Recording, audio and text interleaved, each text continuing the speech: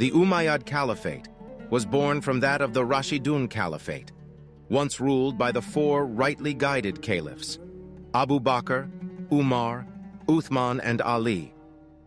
Starting with the death of the Prophet Muhammad in 632, the four Rashidun caliphs annihilated the Sassanid Persians and nearly obliterated the Byzantine Romans. Within 3 decades, Islam carved itself out one of the largest empires of its time, ruling as far west as the shores of Libya and as far east as the mountains of Afghanistan. Expanding and conquering so much territory in such a short time, however, proved to be the Rashidun Caliphate's death blow, as ambitious individuals looked to harness the raw power of the caliphate for themselves. Caliph Uthman was a member of the Umayyad dynasty and tended to favor his Umayyad family in high-ranking posts. Muawiya, one of Uthman's kinsmen, had been appointed to the position of governor of Syria in 639, marking the beginning of the Umayyad clan's rise to power. The assassination of Uthman in 656 began a turning point in Muawiya's career. Caliph Ali, who succeeded Uthman, faced the daunting challenge of managing a crumbling realm, while also addressing the demands for justice following Uthman's demise. Notably, Ali encountered fierce opposition, primarily from Muawiya, who adamantly insisted on the execution of those responsible for Uthman's death. This clash led to a devastating civil war, known as the First Fitna, spanning from 656 to 661, seeing Muawiya declare himself to be the caliph in the city of Jerusalem. Ali was ultimately assassinated by a radical faction known as the Kharijites, who had also targeted Muawiya but failed to kill him, causing only a minor injury. Preferring bribery over warfare, Muawiya convinced Hassan, the son of Ali, and Ali's successor in the city of Kufa, to relinquish his position in his favor, in exchange for a generous pension. Thus, through his skilled political acumen and diplomatic prowess, Muawiya ended the Rashidun Caliphate and established the Umayyad Caliphate in its rule in 661. When confronted with potential threats to his rule, Muawiya simply ordered their execution, leaving nothing to chance. Because of this, it is not entirely unfair to associate Muawiya with the death of Hassan in 670, attributed to poisoning by his wife. During his authoritative 20-year reign, centered in the city of Damascus, Muawiya established the most stable Arab rule since the passing of Caliph Umar. His exceptional administrative reforms included the implementation of a police network known as Shurta, personal bodyguards for his safety, and Diwans for local governance, mirroring Umar's earlier initiatives. The problems that characterized Umayyad rule first arose when Muawiya named his son Yazid as his successor, causing Arab resentment. The Arabs were not used to hereditary dynastic authority, and thus began a significant departure from the Rashidun Caliph's succession procedure. The 4 Rashidun Caliphs were elected rather than inherited.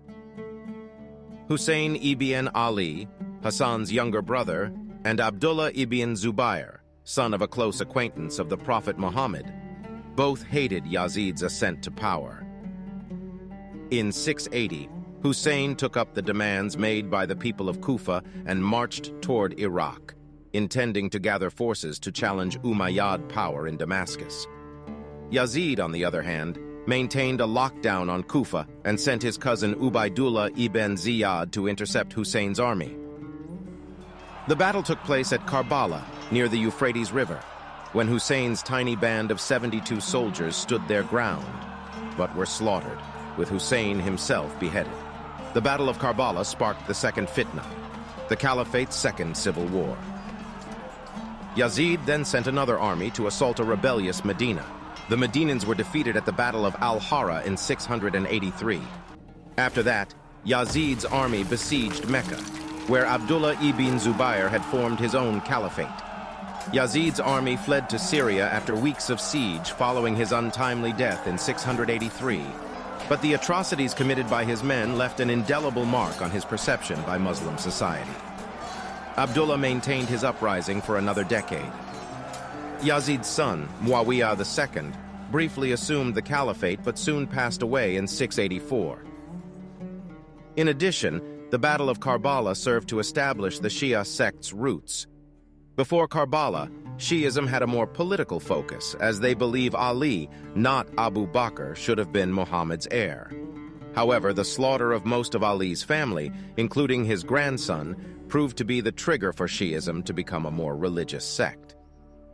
Marwan ibn Hakam, a senior Umayyad clan member and Muawiya I's cousin, took control. While Marwan reclaimed power in Egypt, he was unable to quell Abdullah's uprising and died only 9 months into his reign. This duty was then passed on to his son, Abd al-Malik.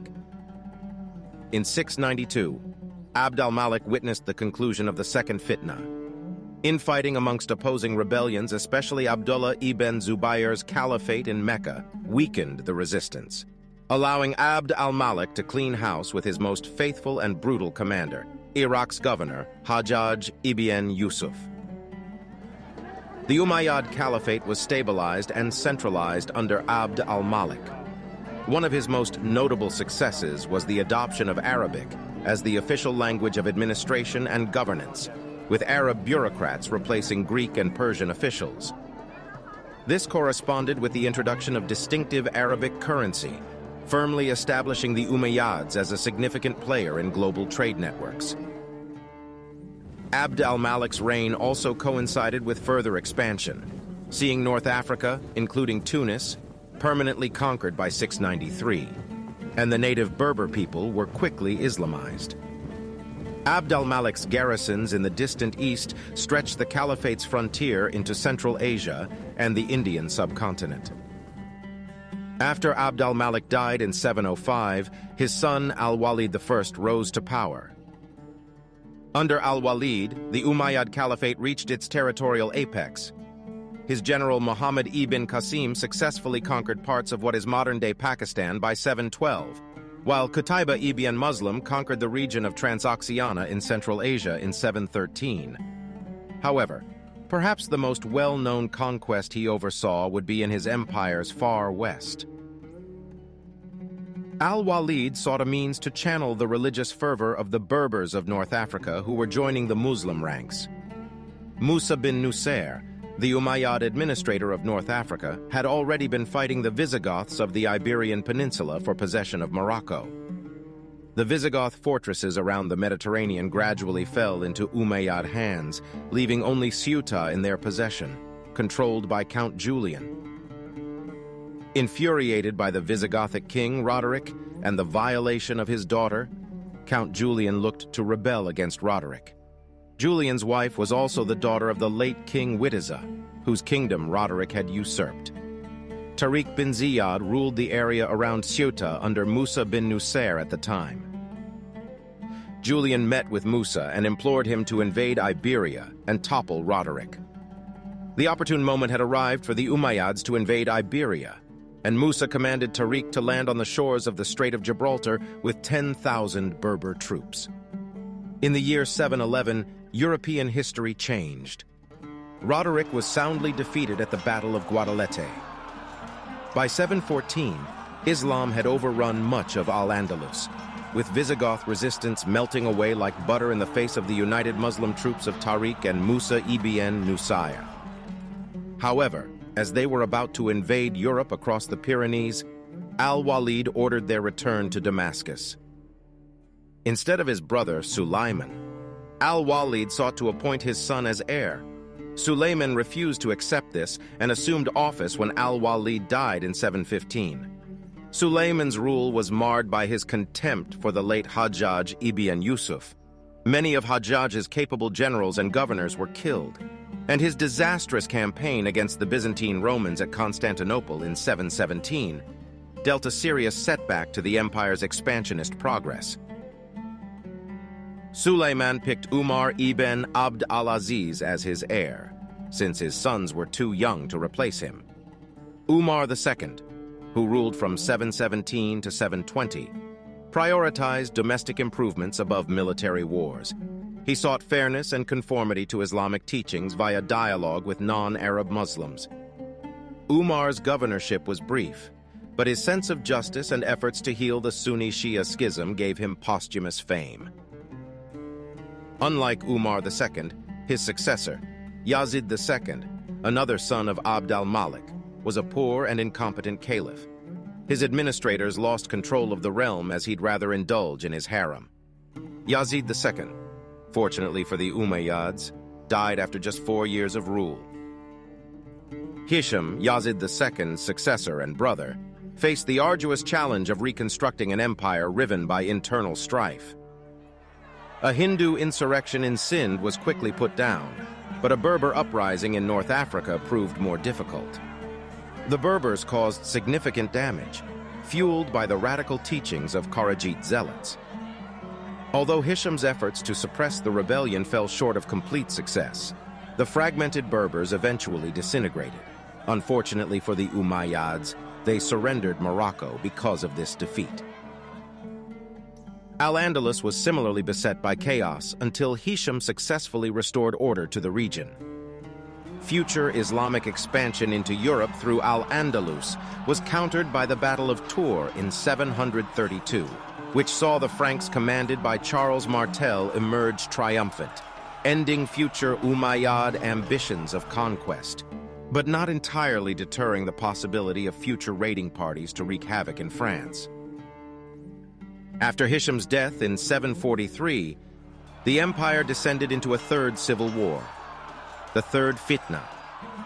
During this time of unrest, numerous tribes in Syria, Iraq, and Khorasan revolted against the Umayyads. 3 successive caliphs gained the title in less than a year after Hisham's death, before Marwan II received the title for good in 744. While Marwan II was a proven military leader, he lacked diplomatic abilities and resorted to crushing uprisings with force, eventually bringing the Third Fitna to an end in 747.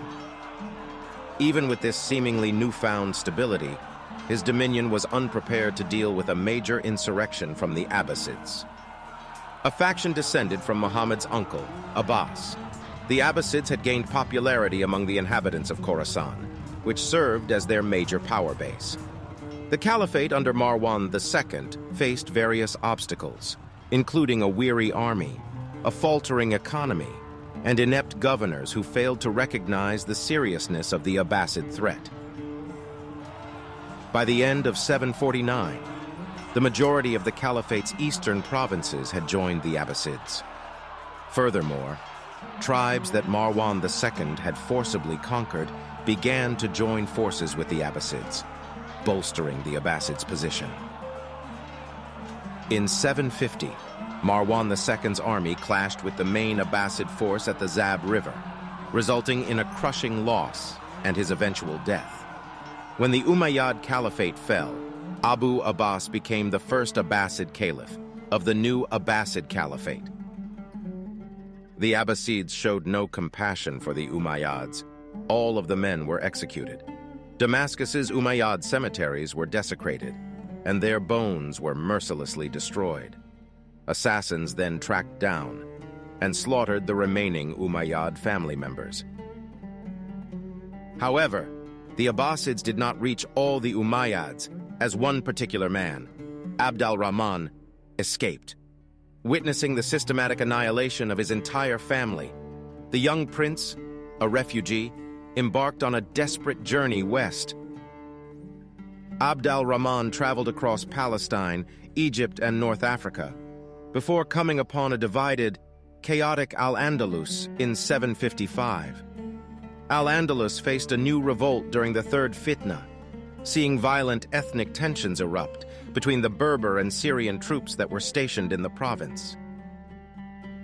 Many of the Syrian troops were loyal to the Umayyad dynasty, and so already Abd Rahman had a promising start in Al-Andalus. Inspired by the Umayyad name and weary of the internal conflicts in Al-Andalus, people rallied behind Abd al-Rahman. His forces marched on Cordoba, the provincial capital of Al-Andalus, in 756. With the major cities under his control, Abd al-Rahman saw it fit to declare himself the Emir of Cordoba, the first breakaway Muslim state of its kind. In his emirate, Abd al-Rahman promoted his few remaining Umayyad family members to key positions, establishing an Umayyad Caliphate in miniature. Abd al-Rahman spent the rest of his life engaged in the arduous task of unifying Muslim Iberia under his rule. The city of Zaragoza in northeastern Spain presented an exceptional challenge. Despite being predominantly Muslim, Zaragoza sought aid from Charlemagne in 777, who led his entire army into Spain. While the city of Barcelona welcomed Charlemagne, Zaragoza realized that he would be reluctant to withdraw once he established a foothold. Unable to enter Zaragoza, Charlemagne retreated through the Roncesvalles Pass and suffered near annihilation at the hands of local Basques in 778. Despite this setback, it had little impact on Charlemagne's overall military career. After Charlemagne's departure, Zaragoza remained a significant challenge for Abd al-Rahman. However, as Abd al-Rahman's military strength grew, he eventually launched a direct assault. In 783, Umayyad forces conquered Zaragoza, bringing the entirety of Muslim Spain under Abd al-Rahman's control. With the death of Abd al-Rahman in 788, Al-Andalus began to disintegrate, as rebellious and ambitious upstarts established their own de facto realms in the north and across the countryside. Because of this, effective Umayyad influence was limited outside of the territory around Cordoba. When Abd al-Rahman III inherited the throne in 912, he confronted this very fragile political control. By 915, Abd al-Rahman III's rapid defeat of the independent rebels had established his status as Al-Andalus's powerful emir. Since the founding of Al-Andalus, minor Christian kingdoms had held out in the peninsula's north, hidden by mountains from any potential Muslim onslaught. Though clashes between the two were common, early battles were mostly territorial disputes and attacks. With his newfound stability, Abd al-Rahman III launched his first campaign against the northern Christian kingdoms. In 910, the kingdoms of Asturias and Galicia united to establish the Greater Kingdom of Leon, becoming the major target of Abd al-Rahman's campaign. At the same time as conversion to Islam was at its pinnacle in Al-Andalus, Christians were progressively moving northward out of the region. Furthermore, the move of the Christian capital from hilly Oviedo to the more southern city of Leon reflected increased Christian confidence and a more forceful expansionist stance.